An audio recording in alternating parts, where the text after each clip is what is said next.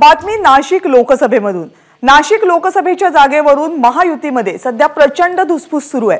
तिसऱ्यांदा हेमंत गोडसे यांना लोकसभेमध्ये पाठवायचे असं म्हणत शिंदे गटाचे खासदार श्रीकांत शिंदे यांनी नाशिक लोकसभेसाठी कालच हेमंत गोडसे यांच्या नावाची घोषणा केली आणि परवा शांतिगिरी महाराजांची मुख्यमंत्री एकनाथ शिंदे यांनी भेट घेतली होती। शांतिगिरी महाराजांना नाशिकमधून उमेदवारी द्यावी अशी मागणी भाजपने शिंदे गटाला केली होती।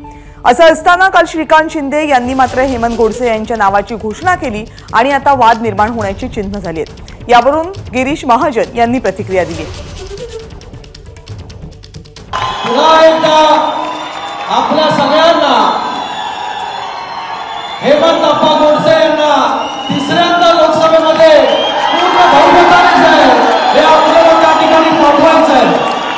मी पण काल आपल्या चॅनलच्या माध्यमातून जी बातमी मला कळाली, अजून या संदर्भामध्ये माझी कोणाशी चर्चा झालेली नाही, पण पहिलं नाव त्यांनी त्या ठिकाणी घोषित केलं हे मी सुद्धा आपल्याप्रमाणेच त्या ठिकाणी बघितलं। एबीपी माझा, उघडा डोळे बघा नीट।